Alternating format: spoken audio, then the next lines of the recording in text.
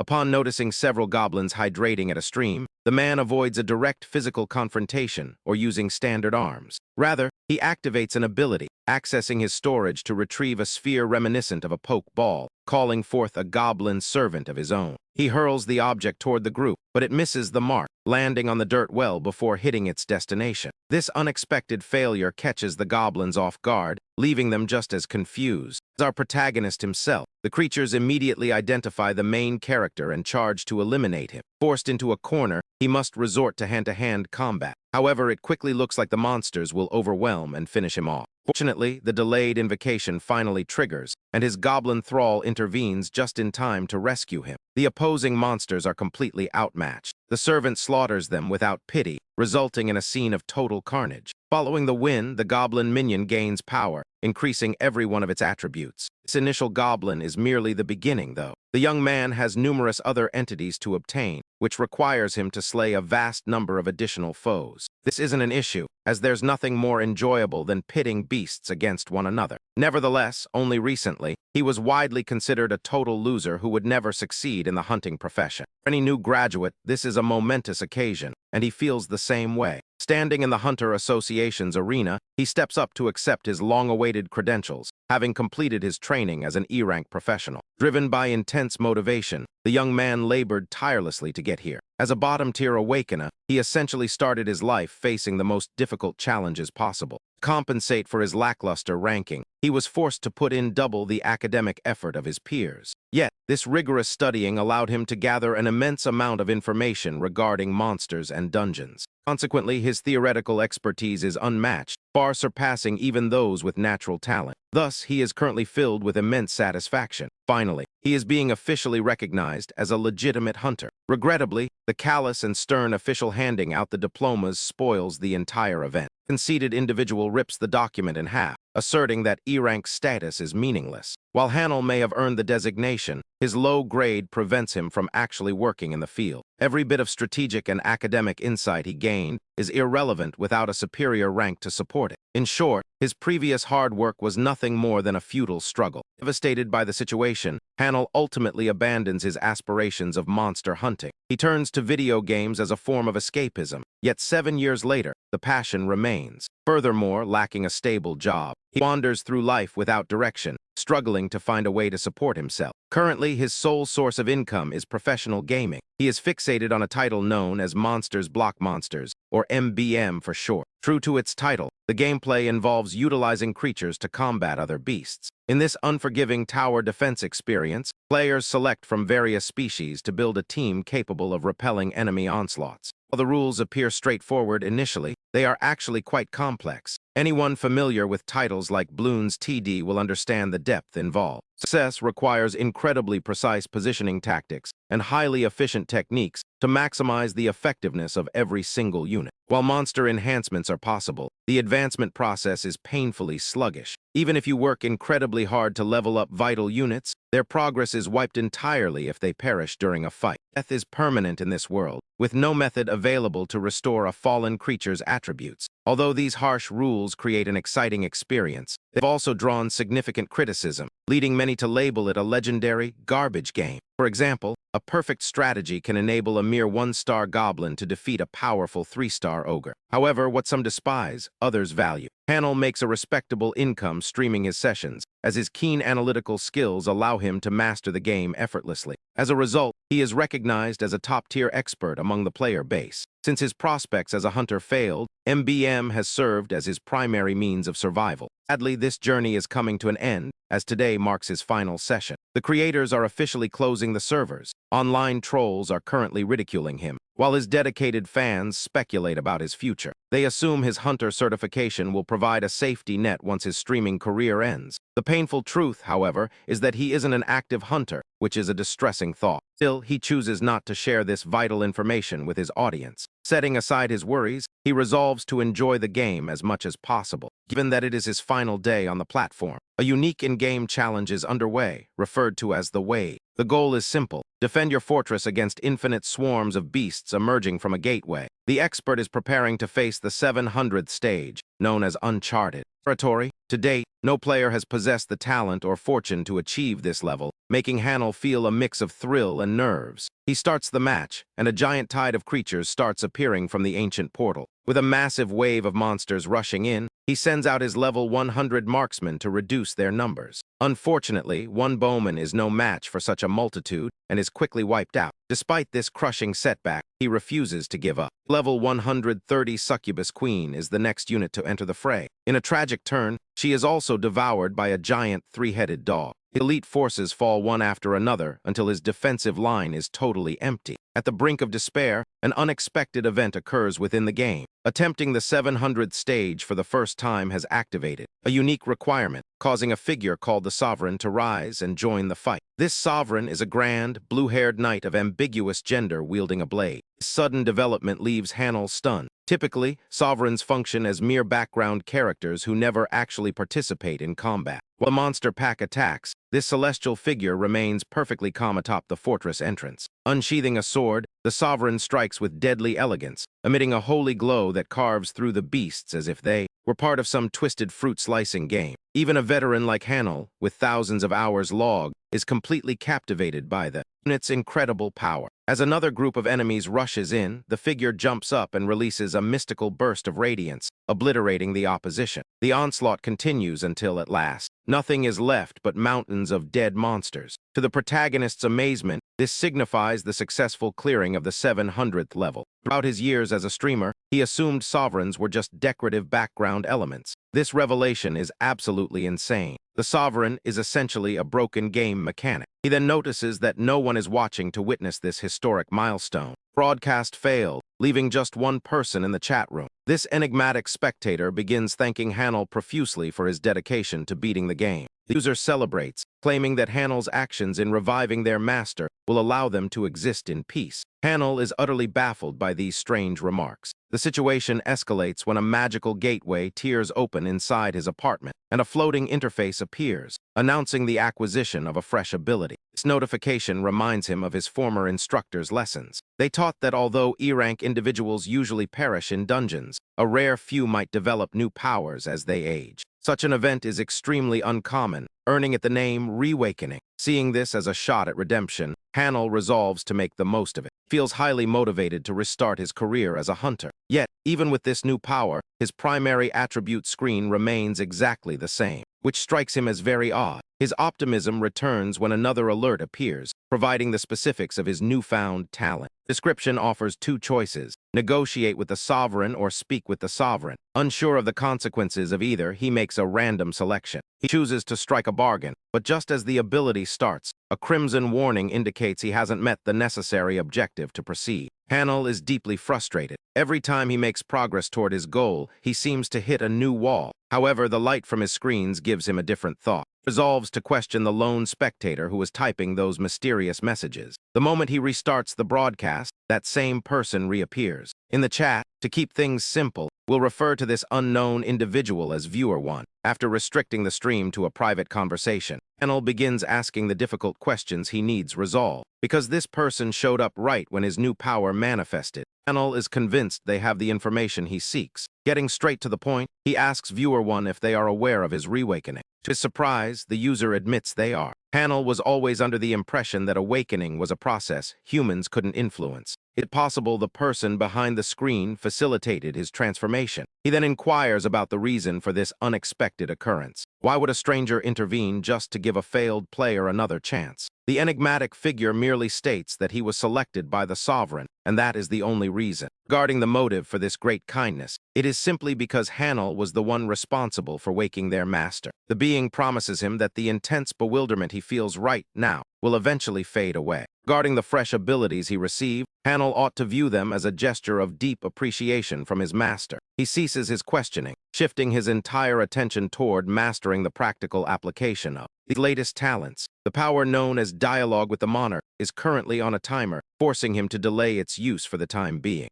While he acknowledges the delay, he insists on an explanation for why the second ability requires a fee to unlock. The enigmatic presence abruptly notices its error, and fixes the situation at once by transferring 50 gold into Hanel's digital account. Possessing the necessary funds at last, Hanel is free to experiment with his powers as much as he likes and solve the mystery in his own time. Having completed its task, Being says goodbye and exits the broadcast. Hanel feels completely bewildered. He goes as far as nipping his own skin to confirm he isn't stuck inside some ridiculous, incredibly vivid nightmare. Nevertheless, a single fact remains undeniable. This second awakening was no mere stroke of luck. The strange figure called the Lord is the one responsible for it. All of a sudden, a digital alert sounds, informing him of a 50 gold credit. His fresh capital enables him to finally trigger his bargain with the Monarch ability. In an instant, a giant virtual marketplace appears before his eyes, showing an extensive catalog of creatures for sale. Checking his balance, the solitary minion he can buy with his meager 50 gold is a goblin thrall. Every other option is priced exorbitantly. The top-tier entity on the list is the Monarch, carrying an 11-figure price tag, a dizzying sequence of digits that makes his head spin just by glancing at it. Of course, he'd be thrilled to recruit her, but the price is simply astronomical. Yet, the ability itself isn't what captures his interest. Rather, it's how this interface perfectly mirrors the one from his video game. Miniature 3D models of the beasts rotating beside their costs are nearly identical to those in Monsters Block Monsters, barring a few minor tweaks. Because the game's rules permitted him to call forth his collected units, Hanel concludes that the same logic should apply to the real world. A confident grin spreads across his lips. He realizes that raw physical power isn't a prerequisite for becoming an elite hunter. He can just let his summoned creatures handle the difficult work. Regarding his finances, he has an epiphany. In MBM, there were two primary methods for earning money: finishing dungeons or slaying beasts to sell their drops. By translating those mechanics to his current situation, he understands he must kill monsters to gather the gold he requires. Obvious problem, though, is that his current attributes are at their absolute minimum, making him too weak to even fight a basic slime, much less a real threat. Having no alternative, he finalizes the purchase of the Goblin Thrall, a blue sphere containing his new servant manifests in the physical world. Setting changes to the crowded Hunter Association headquarters. Hanel has arrived to sign up formally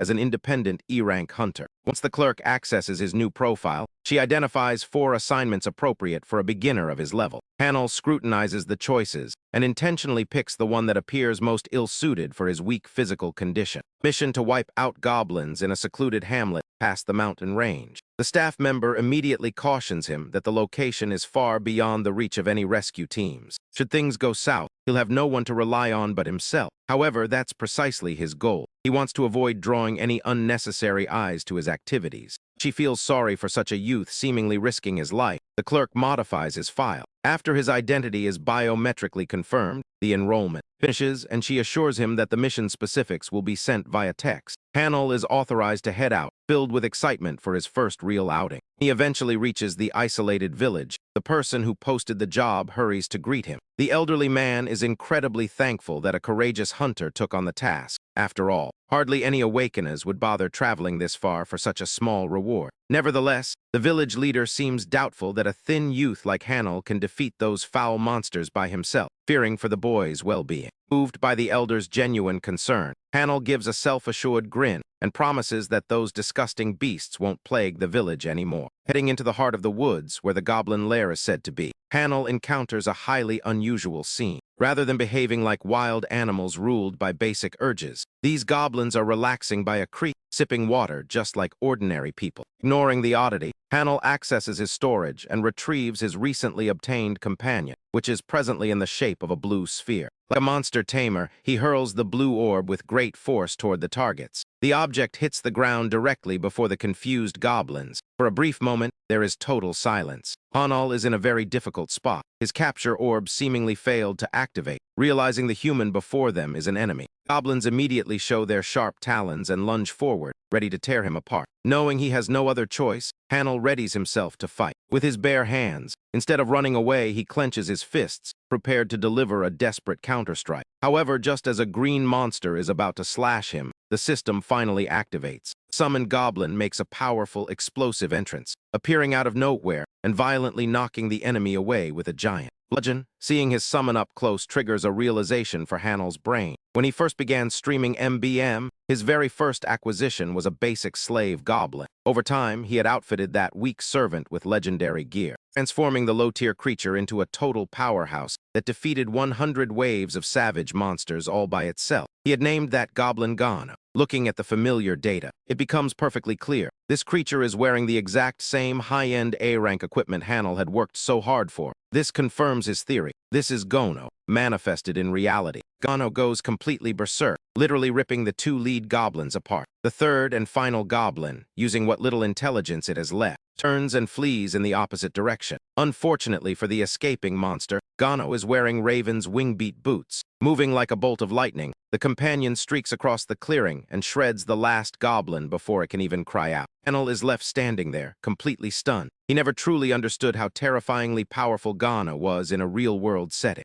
With the danger gone, the blood-stained companion walks back to his master, making a surprisingly sweet face as he demands a head pat for his success. Once again, Hanel is at a loss for words. He never expected to see this endearing side of a monster's character. The system pings, informing him that Gano's bond level is currently at 20 out of 100. It further explains that reaching max affection will grant a brand new ability. The usually logical gamer, who was previously wary of even touching his summon, immediately drops to his knees, embraces the goblin like a long-lost brother. Returning to the main task, Hanel notices a major issue. The bodies haven't left behind any loot. How is he supposed to collect gold? Luckily, Gano has already figured it out. The companion jumps from body to body, thrusting his hands into their chests to extract their essence, which takes the form of glowing mana stones. A magical blue portal appears nearby, and Gano casually tosses the stones inside. In exchange for the 3 low-level cores, the Lord's Castle of Illusion adds 30 gold directly to Hanel's balance. It all makes sense now. Instead of monsters dropping physical coins, must harvest their mana crystals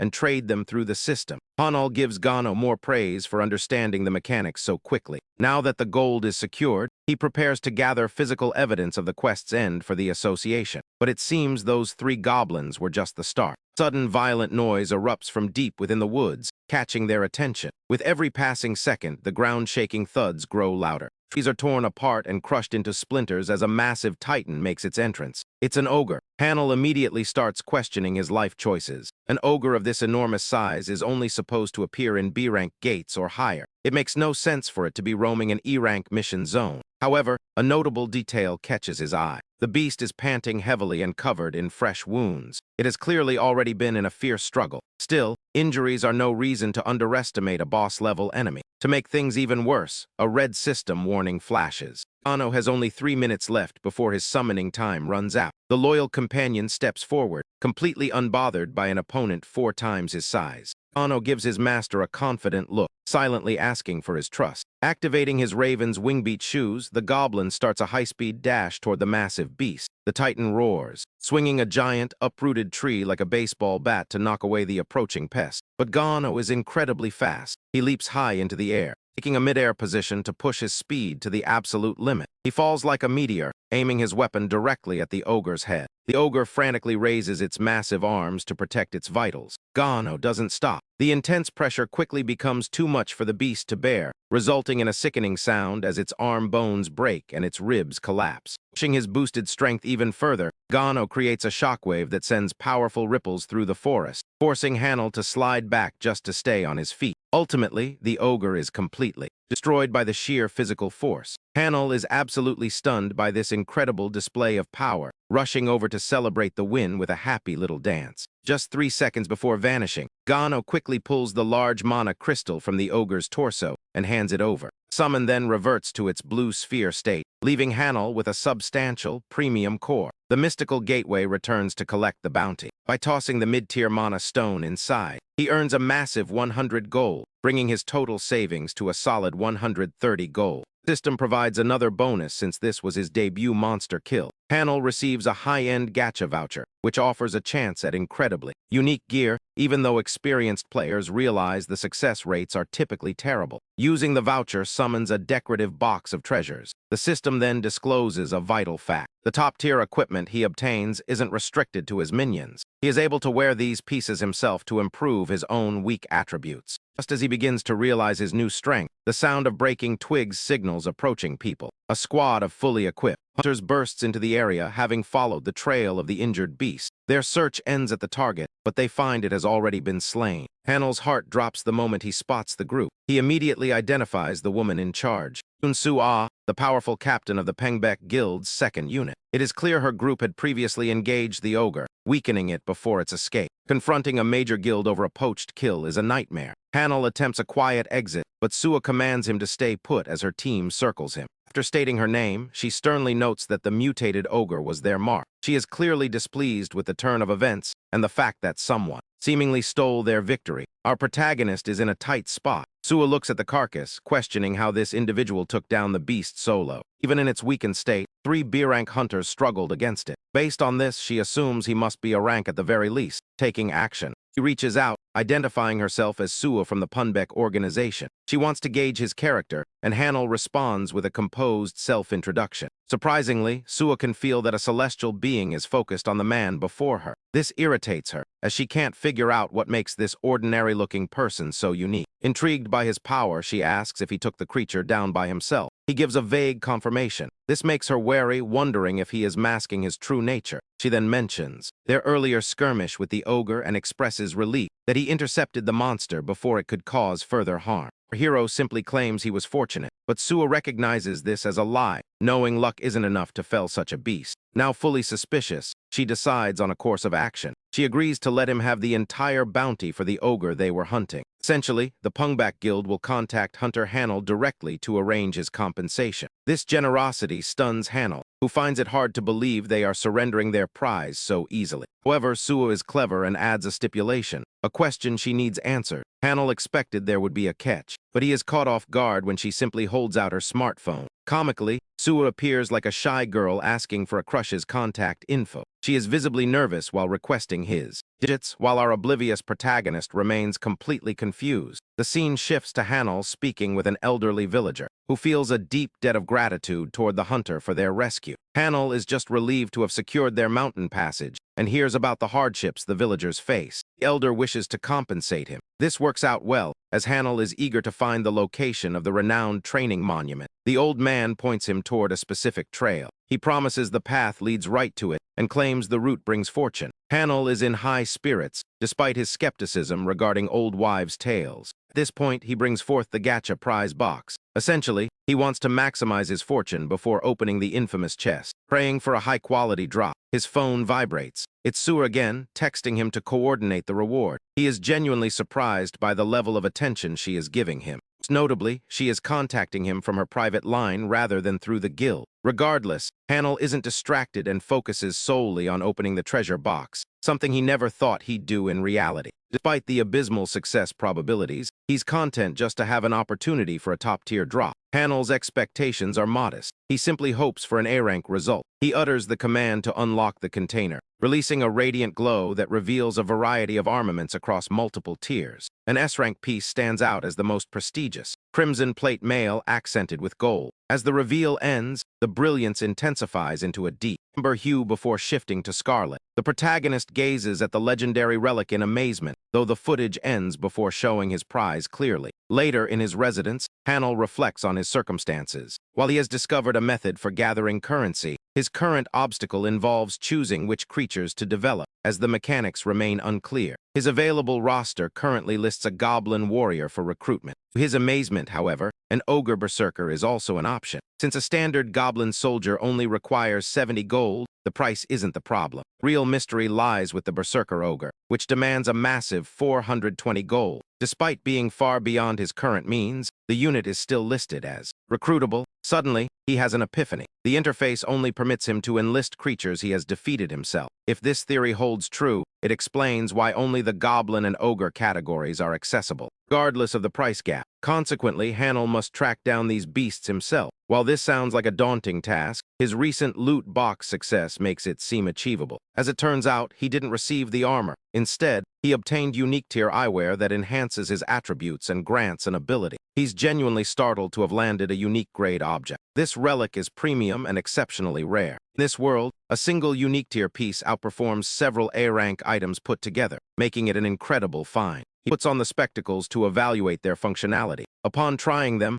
Hanel gains access to hidden knowledge, essentially the mysteries of existence. Every one of his attributes increases by 5 points, and he gains the Sage's Eye ability. This power lets him analyze an opponent's traits and techniques twice daily. It functions much like a scanning or identification tool. Hanel is delighted by the attribute increase and finds the special effect remarkable, even labeling it as crazy. Reviewing the ability's specifics, he considers finding a foe to verify the data it provides. Regardless, this equipment is precisely what he requires at this moment. If he can view a creature's precise power levels, slaying them will be effortless. Removing the eyewear, Hanel expresses skepticism, wondering why the game is suddenly showing him such favoritism. He is overwhelmed by the mystery of why he was selected. A sudden alert regarding an approaching assault flashes before him. He is told to set up his fortifications as the interface begins malfunctioning wildly, bombarding him with endless messages while he stares in disbelief. Hanel looks at the display and is terrified to see that a brand new 701st wave will commence in just 10 minutes. He has no idea how to set up his perimeter for this upcoming attack. He can only imagine the demonic legions that will overwhelm him once the timer hits 0. It's comparable to a novice player confronting the ultimate enemy. Terrified of the consequences, he wishes he could opt out. The game warns that losing to the beastly horde will lead to the ruin of the illusion fortress. It implies that all his current abilities will vanish.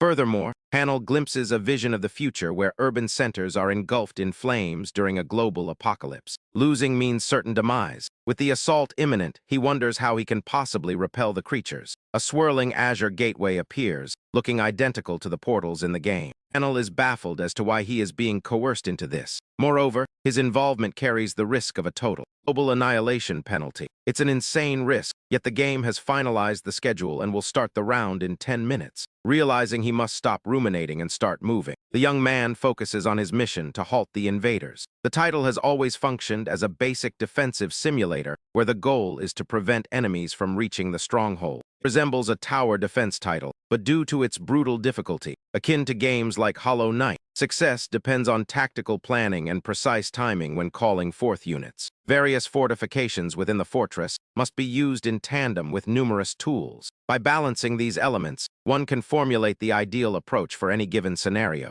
Such is the gameplay loop. Currently, the interface responds to his touch. His initial action is to review his creature stock for the upcoming battle. It seems he has 5 units ready for combat, 4 goblins and a single ogre. This discovery is quite intriguing. Hanel can apparently utilize these beings in this specific mode without paying recruitment fees. He questions if the Sovereign's power is also available to him, but sadly, that option is locked. He then attempts to purchase more soldiers using his currency, only to be blocked by the system once again. No adjustments are allowed once the wave alert sounds. He's in deep trouble and begins to suspect the game mechanics are intentionally undermining him. Wave 70 features Count Gular leading his specialized Dragon Children squad. This boss boasts a 6-star rating and commands a force of 61 drakes. Facing a 6-star adversary seems like a losing battle. Ratings reflect a creature's fighting ability and overall power ceiling. Clearly, when there is a massive gap in star levels, the weaker entity will be easily crushed by the stronger one. The most alarming issue is that he must confront a 6-star threat using only his meager 1-star team.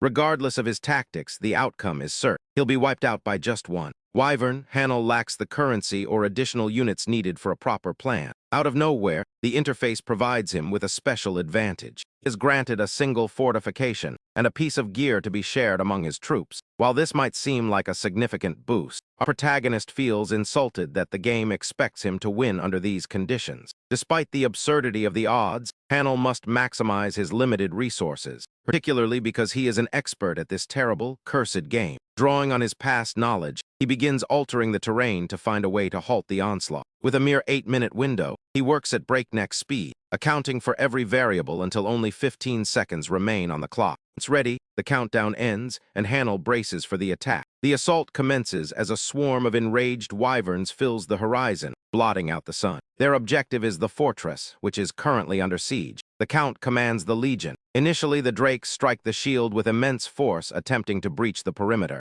Formidable Count grows annoyed seeing his beasts fail. More wyverns join the assault to shatter the fortified wall, but this resistance is exactly what Hanel planned. His opening move involved activating the Infinite Barrier, ability which sets defensive stats to 100 for every incoming blow. This shield is unbreakable, though it carries a specific requirement. It is only available if the player's units are all below 2 stars. However, even as he tries to maintain the shield, a wyvern fires a searing blast that inflicts damage and tears through the defense. Because of its unique properties, the protection restores itself, which is the only reason it holds. Yet, a major issue remains. While the shield treats every hit as a single point of damage, a simultaneous strike from all 61 drakes immediately drop its health by over 50%. That is the weakness, but he has a countermeasure ready: rapid-fire clicking. He's channeling his inner rhythm game pro. By doing this, every click restores 1 point of health, meaning the shield's recovery speed is limited only by his own physical stamina. Hanel's hand begins to ache, yet this is the most reliable method to keep the wall standing. The more pressing concern, however,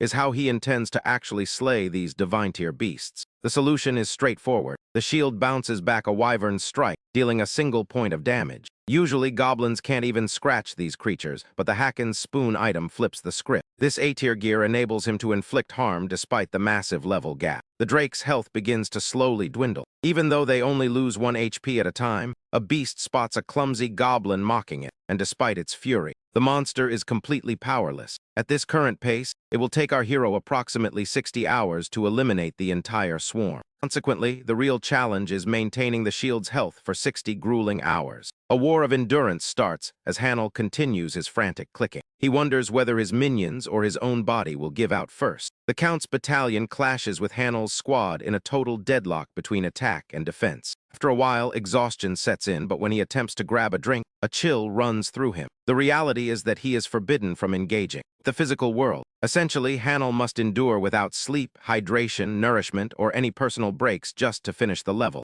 With his actions restricted, he realizes a normal person would succumb to hopelessness. However, he is cut from a different cloth and views this as just the beginning. A dragon suddenly explodes in a violent outburst and exhales a massive stream of flames, significantly damaging the shield. This sense of being pushed to the edge is exactly why he enjoys this game so much. Only 2 hours have elapsed, leaving 58 more. Since the cost of failure is the end of the world, Hanel enters a state of peak performance and takes total command of the battlefield, promising to push himself further. 12 painful hours pass, yet he hasn't reached the midpoint. Eventually, the cumulative damage will take its toll, hopefully leading to a breakthrough. Goblins continue to wear down the drakes bit by bit. 2 wyverns finally fall, though the bulk of the force persists. Nevertheless, Hanel is satisfied with this progress, aiming to maintain this momentum. Another trio of beasts falls, his resolve remains firm, and after 24 hours he's defeated 10. Soon it's 12, and as additional wyverns attempted to breach the shield, a pair of half-drakes perished during the struggle. The Count realized his forces were dwindling as more wyverns and half-drakes were slain. Following an incredibly intense sequence, a mere 2 monsters were left standing.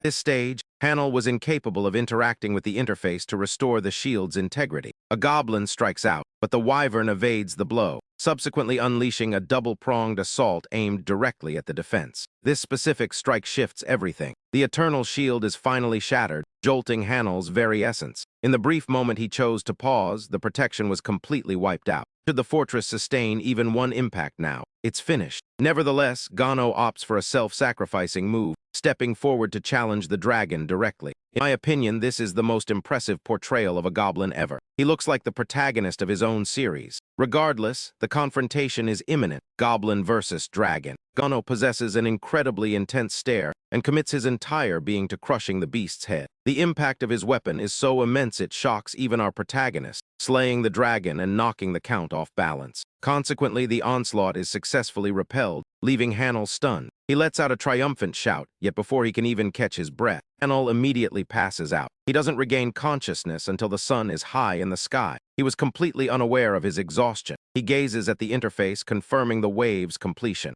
awarding him 20 wyvern bones, 10 drake scales, and 5 drake hearts. This is the bounty from the quest, though he is currently unsure how he will utilize these items. The interface then clarifies that 3 requirements remain before he is permitted to speak with the sovereign. The initial prerequisite is reaching 50 hours of active time, followed by a successful defense. Hanel is clueless about the goal of this dialogue, much less why it's restricted by 3 separate hurdles. Still, he's simply relieved to have fulfilled 2 of them, bringing him closer to unlocking the option. Next, the ultimate prize for finishing the wave is presented. A brilliant radiance emanates from the display, filling the room and startling Hanel. Just then, his phone is shown. It seems his fan, Sua, has tried calling him 7 times. Over at the Pungbek Guild, Sua's sibling is skeptical of the news. He can't believe a supposed E-rank hunter took down an ogre. This massive guy, who looks like a basketball star, is convinced our protagonist is a phony. Yet Sua insists there are whispers regarding Hanel's second awakening. Suhayuk remains unconvinced, aware of how exceptionally uncommon such events are. Just then, the man himself, Hanel, arrives in a hurry to meet them. Recognizing that they've been kept waiting, he offers his regrets for being out of reach. Despite his repeated apologies, Suhayuk remains hostile, however, because Hanel left his sister hanging for 3 full days. Sua snaps at her brother to quit it. Meanwhile, our hero observes their dynamic. Regarding Hanel, he details the spoils from the ogre and the financial arrangements. He prefers to start by filing the official report with the association. Consequently, they head to the front counter, where the clerk hears Sua's first-hand account of him defeating the ogre. She's certain no other hunter was present, despite the lack of tangible proof. Acting as the typical protective sibling, Suhayuk intimidates the clerk with a look, causing her to back down immediately. However, she maintains that a B-rank threat necessitates an official validation process. Essentially, they must evaluate his power levels to confirm his claims. They'll use a mana gauge for this, which presents a complication. Sua is aware of his new powers, yet even she was unable to read his attributes. Concerned, she attempts to suggest an alternative testing method. Hanel, however, is quite self-assured and agrees to the test immediately. Shortly after, the device confirms another hunter's D-rank status, and as it becomes Hanel's turn, Sua's anxiety grows. Her brother, conversely, thinks this is the perfect opportunity. He's eager to witness the talent that supposedly caught a constellation's eye. He believes that without real power, the guy doesn't deserve any attention. At last, he rests his palm on the massive monolith, devoid of any gear to enhance his attributes. It has been a long time since he faced such a test, and just like his peers, he underwent a similar evaluation 7 years ago. The device activates to scan his energy while his companions wait. Suhayuk notices a specific change just as the assessment concludes. Hanel remains still as the results reveal his new status, a staggering S-rank. This shocking development leaves everyone in the room completely speechless. Even Hanel was unaware of his S-rank classification until he received the quest's concluding prize. Earlier, he had unlocked a fresh ability known as the Lords After Image, which incorporates the most powerful. The attributes of the monster from the last wave are added to the player's own. Nevertheless, this boost lasts merely half an hour and is restricted to a single daily use. In essence, he can adopt Count Guler's power for that specific narration, which is exactly how he achieved such an incredible power surge. It was the ideal ability for the evaluation, as his strength reaches the level of an S-rank hunter, while the effect remains in play. His true nature remains hidden.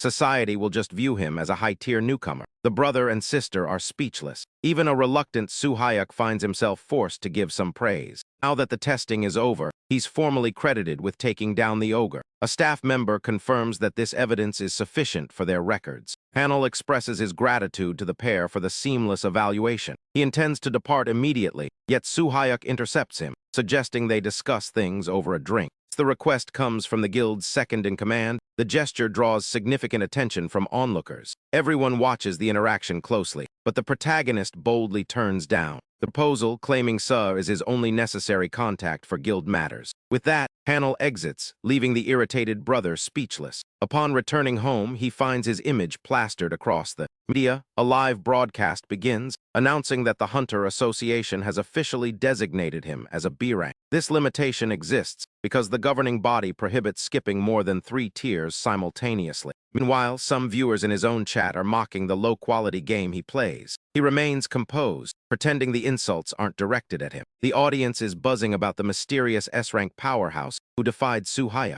Rumors circulate that he might be recruited by the organization. Word of his refusal is also spreading. Amidst the hype and praise, Hanel informs his followers that he has fresh material prepared. He reveals it will focus on hunter activities. Yet the fans seem indifferent at first. To spark their curiosity, he asks for recommendations on which dungeon to conquer. The chat is shocked to learn he plans to broadcast the whole raid live. Such an act is strictly forbidden by law. Hunters are bound by non-disclosure contracts they must uphold. Consequently, Hanel plans to share only the official completion proof and narrate the events. His fans anticipate an epic tale. A single content creator is about to expose the dungeon mysteries that guilds work so hard to conceal. While one fan proposes the Mad Dragon's Nest, another donates 50,000 won to see the Giant's Kitchen. Suddenly, a third person sends a staggering 1,000,000 won, requesting he dismantle the queen in the spider's forest. The massive jump in donation size is startling, leaving even the streamer himself stunned. He urges the crowd to relax while eyeing a massive new alert. A jaw-dropping 10,000,000 won has been gifted, capturing the absolute focus of everyone watching. It seems he has a high-rolling supporter, but it's actually the sovereign's aide reaching out. Hanel ponders what kind of dangerous location such a huge sum of money entails, and seeks the donor's specific request. The mysterious user tells him to venture into the furthest reaches of the Garden of Meditation. The audience views this as a suicide mission, as the area remains undefeated. This dungeon consists of 3 distinct zones: Gateway, the Central Lake, and the Inner Sanctum. While the Gateway is seen as a manageable zone for hunters, the Central Lake presents a massive spike in difficulty. The contents of the Inner Sanctum are a mystery because the lake acts as an impassable barrier.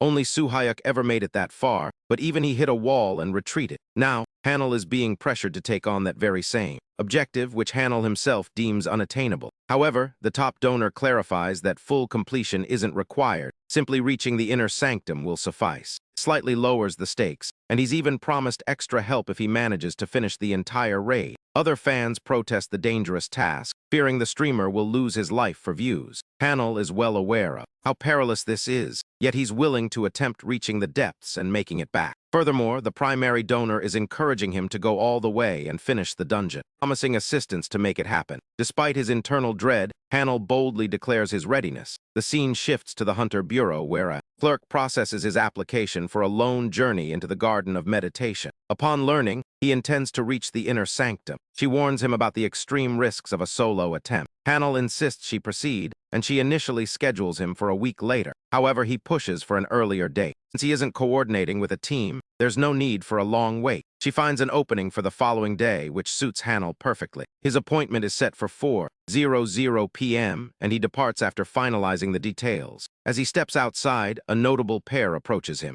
seeking a moment of his time. These individuals are Myung-hoon and Sawin, recruitment heads from the Aegis and Sanary guilds. Hanel deduces they've heard about his recent reevaluation. Both organizations, which rank among the nation's top 3, are eager to sign him. They intend to provide far more lucrative incentives than anything Pungbak could have proposed. However, the protagonist shows zero interest in guild-related talk, departing to concentrate on his objective. He dismisses the idea of joining a group, fearing it would only hinder his progress. Main focus must remain on the dungeon. On that note, Suhyuk gets a new update directly from the young man regarding his current task. Hanel describes his plan to penetrate the innermost depths, a feat even Suhyuk failed to achieve. This is the reason he is contacting the S-rank hunter for intel. Naturally, Suhyuk feels no obligation to share anything until the youth mentions possessing a hidden method for conquering the dungeon. This revelation leaves the vice leader speechless. Meanwhile, the boy promises to credit Pungbek publicly for the dungeon's completion. This offer provides a fair trade for the data, prompting Suhyuk to cooperate, despite his doubts about Hanel's actual capabilities. After the protagonist confirms his claim, the vice leader tries a different tactic by inviting him to join their ranks. Predictably, the boy rejects the offer without hesitation. Just as Suhyuk attempts to act as though he is the sole interested party, Hanel reveals that Aegis and Sanurai have also reached out to him. This news comes as a massive shock to the vice leader. It proves that the rival guild masters are already taking action. Hanel continues, suggesting that Pungbek's proposal doesn't particularly appeal to him. Losing the leverage in their talk, Suhyuk concedes but emphasizes one point. He lacks data on the final area, and the dungeon's layout might have shifted since his last visit a year ago. Hanel accepts these terms and prepares to proceed. Upon reaching the meeting point in his eyewear, he is instantly spotted by the group waiting there. Su identifies himself as a member of the Bulgal Guild. The boy says hello back, though the bald man is already well informed about him due to the recent assessment. The arrogant man, inexperienced with S-rankers, is annoyed that the boy is going in alone. Being a poor sport, he bluntly states that his team has their own objectives to fulfill. Consequently, he refuses to provide any assistance. Unfazed, Hanel accepts the situation. The bald guy leaves, pretending rank is irrelevant in actual combat. Hanel is surprised by their hostility so early on. Getting in was a stroke of luck, as these dungeons usually demand a full team and a month's notice. The other hunters had to wait ages, yet the boy secured a spot immediately.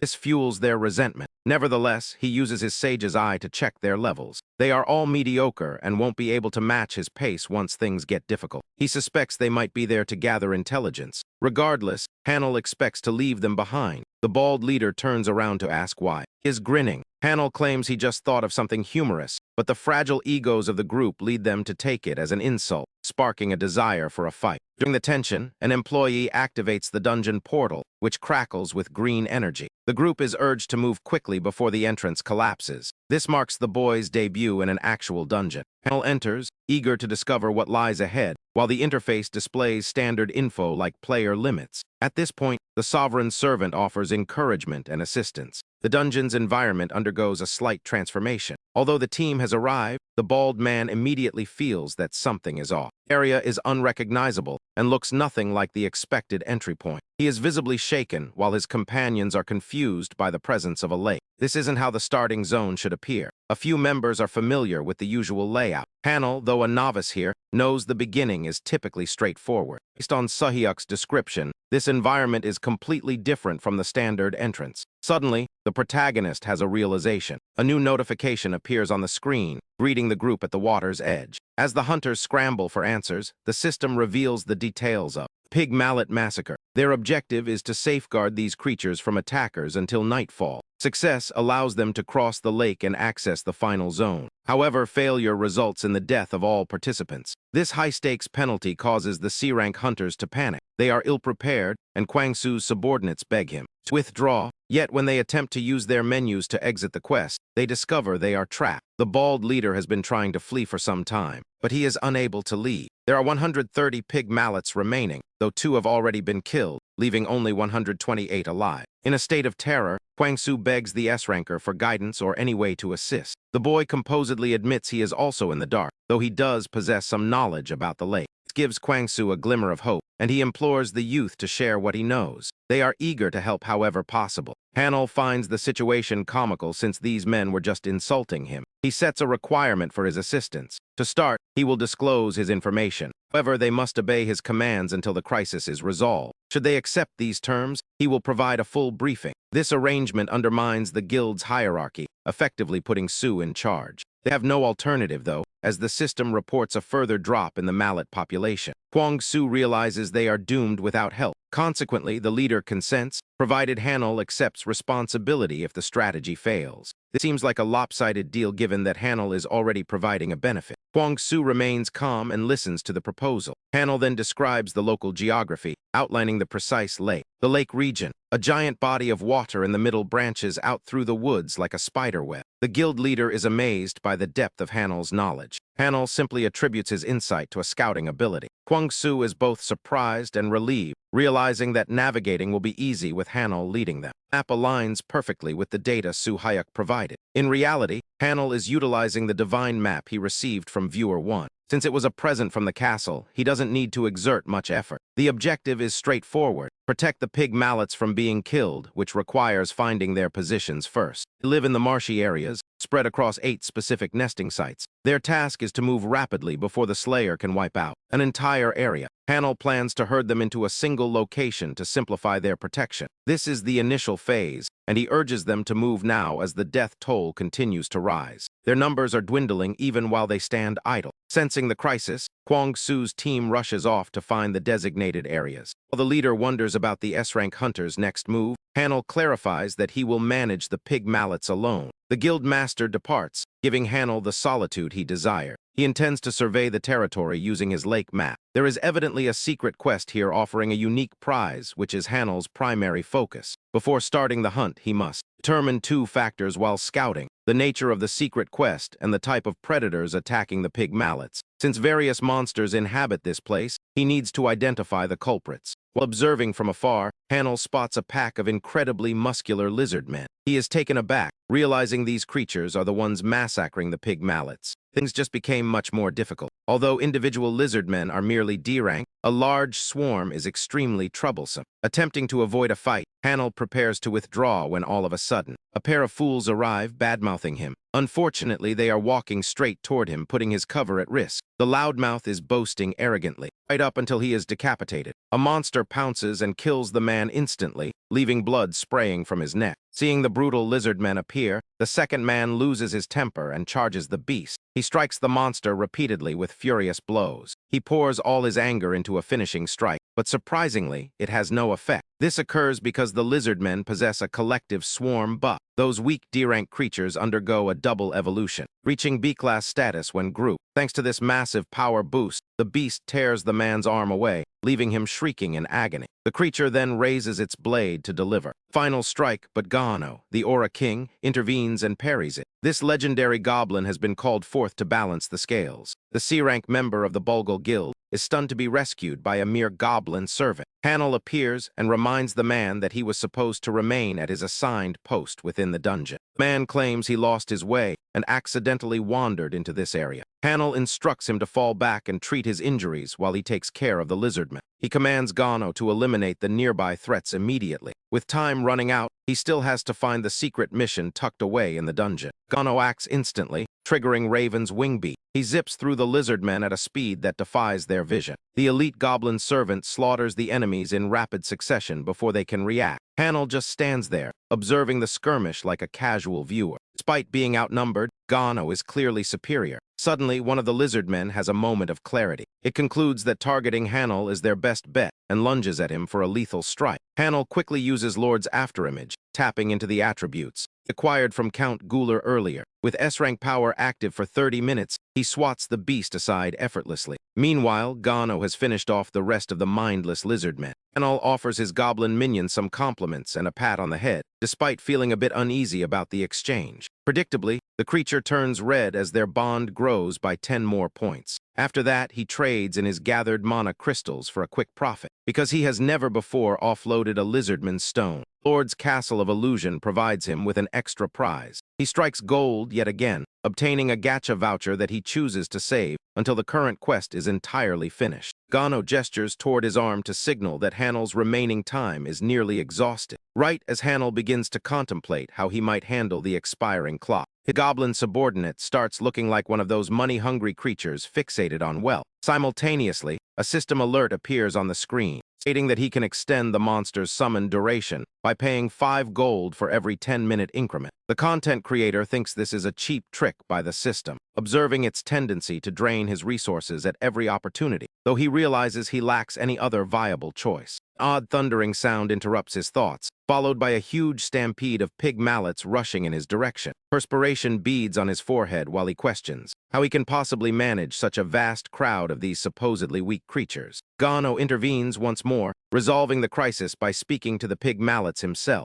Goblin grabs their focus and speaks highly of his master, convincing them of Hanel's sincere desire to keep them safe from harm. Moved to tears by the heartfelt words, the pig mallets swarm Hanel to express their thanks. Consequently, Hanel is able to direct the beasts as if he were a shepherd tending to his sheep. The surprise settled, he resumes his exploration with the goblin, slaying any lizardman variety that crosses their path. But when he tries to trade more mana stones later, a red alert pops up, notifying him that the castle's treasury has run entirely dry, preventing any further sales or collection until the coffers are refilled. It appears Hanel has hit the maximum quota for the lizardman types he is allowed to lead. The possibility of the castle running out of money hadn't occurred to him, realizing there is a hard limit on his monster command capacity. He ceases targeting lizardmen since it would be a waste of effort. He then tallies the pig mallets he saved himself, reaching a count of about 60, while the system reports that 70 have been rescued in total. This figure makes it clear that the Bulgal Guild only managed to protect 10 by themselves.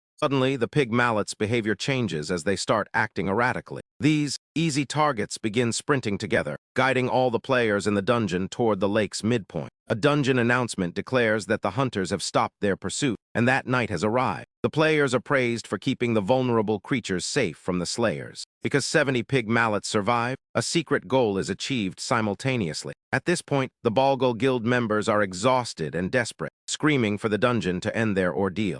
Just when they think the trial is finished, a fresh alert warns them that a trial of medication is starting. A giant wall of shimmering water rushes at the group, but as they brace for the end, the rescued pig mallets take a stand and jump in front to protect them. Hanel and Gano watch from their spots, clearly shocked by this development. The system explains that the creatures they saved from hunters are now reciprocating the kindness out of appreciation. Hanel is stunned that these weaklings have such latent power. It finally becomes clear why the mission required them to safeguard these specific monsters. He ponders if a higher rescue count provides better protection. Checking his theory, Hanel looks at the other players and sees that most only have 1 or 2 pig mallets with them. Quang, the Balgal leader, is struggling, and his sole pig mallet seems to be dying. The other guild members are in equally bad shape, causing Hanel to feel real concern for them. As he searches for a way to rescue everyone, the system issues another update. It at last discloses the secret quest Hanel had been trying to find. To finish it, he has to find and neutralize the actual cause of this trial. Furthermore, he discovers that slaying the beast behind the event will terminate the challenge instantly rather than waiting for the 10-minute timer to expire. Hanel acts quickly, bracing himself and putting on his glasses.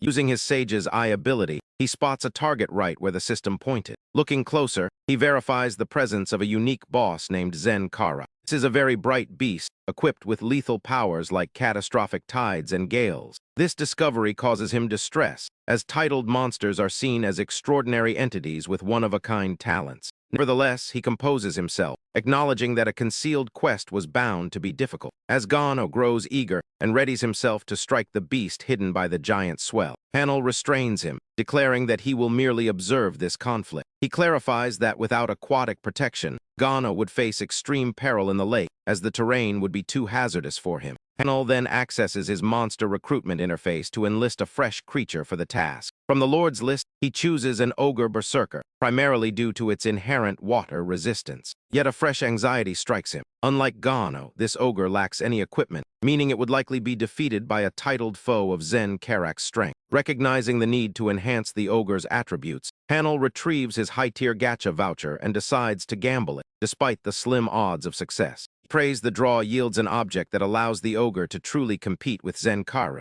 Upon activation, a brilliant golden radiance erupts, causing Hanel to stare in shock once more. A wave of thrill hits him when he sees it's an S-tier prize, but that joy quickly turns to bewilderment because the object doesn't seem suited for battle. Meanwhile, the aquatic flow intensifies, forcing him to summon the ogre and give it the newly acquired gear. As soon as the item is placed on the creature, it abruptly falls to the dirt. Simultaneously, Hanel catches the panicked cry of a Balgal member about to go under, prompting him to rush to the rescue without a second thought. Frustration shows on his face as he clenches his jaw, realizing he might be forced to handle the entire situation by himself. Furthermore, his lordly transformation has only 12 minutes left, after which he will return to his status as a weak E-ranker. Regardless, he chooses to focus on rescuing the others, though he begins to show fatigue despite his boosted power. Just as his hold begins to fail, and he is about to lose his grip on the tree trunk, the turbulent water suddenly starts to calm. Looking forward, he spots the ogre standing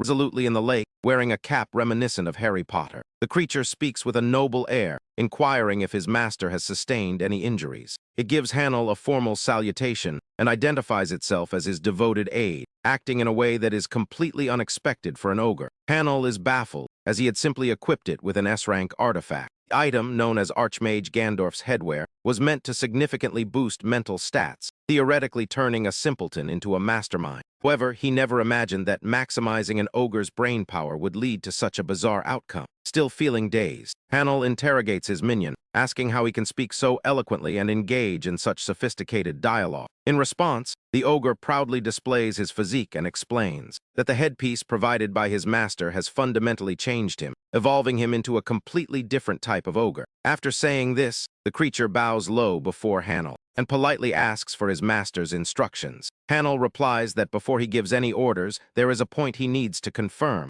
The ogre agrees immediately. Hanel then asks if the beast is now able to perform sorcery, to which the ogre proudly confirms, noting that he has already infused his wooden club with it. This news fills Hanel with hope, as the tide of battle finally seems to be shifting in his favor. Capitalizing on this, he tells the ogre to push through the gale while he follows behind. Without hesitation, the capped ogre begins to plow through the powerful waves. Hanel even bestows the name Odolf upon him, stating that he is placing his trust in him. Upon hearing his new name, Odolf's face flushes and he begins to weep. Overwhelmed with emotion and resolve, he vows to give his all and even die to honor this gift. Odolf then storms through the mist to clear a path, giving Hanel confidence that they will reach their goal. This shift unnerves Zen Karuk, who realizes his sorcery has been countered. Though he suspects his opponent is a powerful wizard, he remains certain that his shield will hold. Meanwhile, Odolf reaches the wall and is stopped in his tracks. He alerts Hanel to the obstacle, and Hanel tells him to strike the same area repeatedly, hoping that concentrated impact might eventually shatter it. The ogre begins to explain, using logic and math, why this complex multi-layered shield is unbreakable. But Hanel cuts him off and tells him to stop thinking and just crush it with brute force, rather than just using magic. Despite his confusion, the servant obeys and begins hammering the shield with everything he has, swinging as if he were playing a. And Karuk feels growing unease as his shield falters. Nevertheless, he maintains his composure, certain that a common ogre lacks the power to withstand his devastating tide. In his mind, no one can excel in both physical prowess and sorcery at once. Even as he boasts about his impenetrable shield, it suddenly shatters. This leaves the lizardman Zen Karuk in total shock. He tells himself that only an ogre with magical abilities could achieve such a feat, a combination he considers nearly non-existent. Staring at the ogre in the wizard's hat, he is stunned that his mystic seal failed. He begins to suspect he is facing an ogre shaman. When Hanel questions the lizard's identity, Zen Karuk remains silent, focusing his full attention on striking down his opponents. He calculates that the shaman must be nearly out of energy, giving him the upper hand against a depleted adversary. As the lizard prepares a fatal strike intended to end the fight instantly, Hanel instructs Odolf to disrupt the process with a distant incantation. Hanel anticipates a flaming projectile or a similar attack before a physical assault. Instead, the ogre simply hurls a massive piece of wood at Zen Karuk. The lizard fails to realize a physical object is flying toward him, arrogantly declaring victory and claiming his shield is impervious to any magic. But when the timber strikes, the lizardman's pride is instantly demolished, and he drops to the ground in total defeat. Hanel remarks to his giant follower that his magic looked suspiciously like a thrown log being tossed, and Odolf quickly offers an apology, admitting he hasn't mastered any actual incantations yet. Meanwhile, at the Pungbank organization's main office, the chief is being urged to secure the newly emerged top-tier hunter, Hanel, before competitors can recruit him. Despite the pressure, he dismisses the idea of chasing a single elite warrior, since his roster is already full of them. Back at the site, Zen Karuk has been toppled. Odolf retrieves the mana crystal and presents it to Hanel. Hanel commends the large warrior for his efforts. However, Odolf modestly credits his success entirely to his master's leadership and assistance. Following their mutual praise, Hanel trades the unique soul gem to the castle. The rewards are calculated: a development permit for a special area, a gacha voucher, and a bit of gold, though the payout is low due to the castle's budget. Additionally, Hanel can now summon Zen Karuk for wave defense. He postpones reviewing his prizes and starts his return journey. Upon arriving, he finds only the blue-haired woman from the Balgull Guild is awake. She immediately asks if everyone was rescued and expresses her deep gratitude. Hanel asks about the condition of her teammates, and she confirms they survived and are receiving medical care. At that moment, the commander, Kwang, arrives and requests a private word with Hanel. He approaches aggressively as if to strike, but instead drops to his knees to thank Hanel for saving his entire team. He expresses regret for his earlier behavior toward Hanel. Hanel is stunned, never imagining that such a stubborn brawler would actually apologize. He reaches out to help Kwang up, telling him to stand and care for his subordinates. They shake hands, and a tearful Kwang vows to remember this favor and return it one day. The system then announces that the trial of contemplation has been successfully completed, offering the survivors the choice to depart or venture further in. Those who are unconscious are warped out, while the rest must decide. Learning Hanel intends to stay, Kwang tries to talk him out of it, promising that they will assist him to regroup and return once they are fully ready. However, after Hanel presents his creatures and clarifies that he has dependable allies for support, Kwang is intimidated and finally understands why Hanel is staying, ending his efforts to dissuade him. They all voice their thanks to Hanel and depart, while our protagonist remains to advance and clear the dungeon, a milestone no one else has reached, having also finished the secret objective. The system informs Hanel he will receive a unique bonus on top of his regular prizes. The focus shifts back to the guild leader, who is still being urged to sign the new elite member. The second-in-command and his sister try to explain why their top guild should bring him on board. The leader, however, keeps on rambling that they themselves are currently difficult. Furthermore, because the elite hunter is still officially categorized as a B-tier member, he doesn't see the urgency. At that moment, he gets an alert about a crimson pattern dungeon, which points to a probable dungeon break. When he realizes the location is Garden of Contemplation, where Hanel is currently located, the head of the guild decides to head there. Several hours later, accompanied by his team, the guild master reaches the dungeon entrance to get an update. The security personnel on site inform him that the portal has transformed into a red-tier threat. They mention that local residents have been cleared out and request the Pungbik Guild's support for any potential crises. Ma Young-hoon cries out, demanding to know the status of the hunters within. The suited official responds that while half a dozen hunters escape, a single individual has ventured into the dungeon's innermost depths. At that moment, Aegis's chief, Ma Dong, and Sanarai's head, Sanarai, pull up as well. The news captures everyone's attention, since no lone hunter has ever penetrated the core of this dungeon before. They wonder who could possibly possess such power, until the man in the suit reveals that the person has been identified as Hanel.